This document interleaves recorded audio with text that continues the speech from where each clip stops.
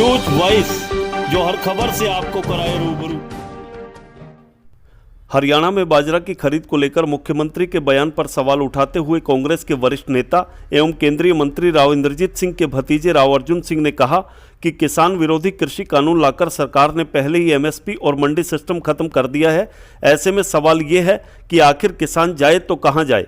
उन्होंने कहा कि अहिरवाल के दिग्गज नेता और हरियाणा के पूर्व मुख्यमंत्री राव वीरेंद्र सिंह आज भी किसानों का गौरव कहलाते हैं, जिन्होंने किसानों के लिए न केवल सेवा भाव से जीवन भर कार्य किया, बल्कि वो कल्याणकारी नीतियां लागू करवाई जिससे किसानों को लाभ मिल सके। राव अर्जुन सिंह आज अपने दादा राव वीरेंद्र सिंह की पुण्यतिथि पर श्रद्धा सुमन अर्पित करने के उपरांत पत्रकारों से बातचीत कर रहे थे।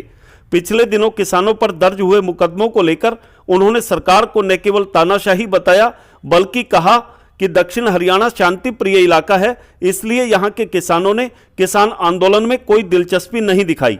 राव अर्जुन सिंह यहीं नहीं रुके, उन्होंने केंद्रीय मंत्री राव इंद्रजीत सिंह को वो वादा भी याद दिलाया जिसमें 1 साल पहले उन्होंने ये कहा था कि दक्षिण हरियाणा के किसानों के साथ कुछ गलत नहीं होगा। राव अर्जुन सिंह ने क्षेत्र के किसानों का आह्वान किया कि अब समय आ गया है जब दक्षिण हरियाणा के किसानों को अपने हकों की आवाज के लिए आगे आना होगा। उन्होंने राव इंद्रजीत सिंह की ओर इशारा करते हुए कहा कि हाउस में अब पुराने और वफादार कार्यकर्ताओं की बजाय नए और चाटुकारों को तवज्जो मिलने लगी है, लेकिन ऐसे लोगों को आगे करना समाज के लिए घातक साबित होगा। रेवाड़ी से न्यूज वाइस के लिए संजय कौशिक के साथ अजय सागर अत्री की रिपोर्ट। कल एक सीएम खट्टर साहब ने एक अपना वो बयान दिया था, उन्होंने डिक्लेरेशन करी थी कि हम इस बार आपको ये जो बाजरा की जो खरीद होगी, हाँ जी, सबसे पहले पॉइंट नंबर 1 कि वो कह रहे हैं कि हम 1 किले के केवल 8 क्विंटल हम ले पाएंगे। हाँ जी, उस पे हम आपको 600 रुपये का सब्सिडी देंगे, भावांतर भरपाई योजना। भावांतर हाँ जी। और एमएसपी कितना है? एमएसपी है आपका 2250 रुपये, हाँ जी, बाजरे का। और ये दे रहे हैं आपको, मतलब 600 रुपये आपको सब्सिडी मिल जाएगी।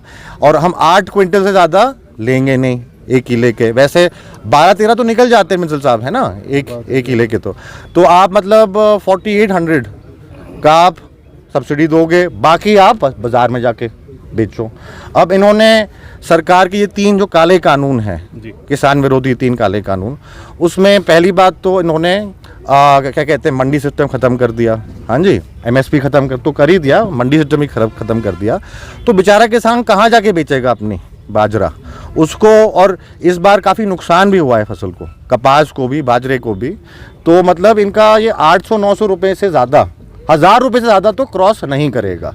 और 600 रुपये आपको मुआवजा मिल भी जाएगा तो आपको मतलब 1600 रुपये मिल गए, तो 600 हाँ का नुकसान हो गया। और आपको पता है महंगाई कितनी हो गई है, हाँ जी, पेट्रोल डीजल के दामों से सब कुछ महंगा हो गया, खेती महंगी हो गई है। तो मतलब किसान को नुकसान बहुत होगा।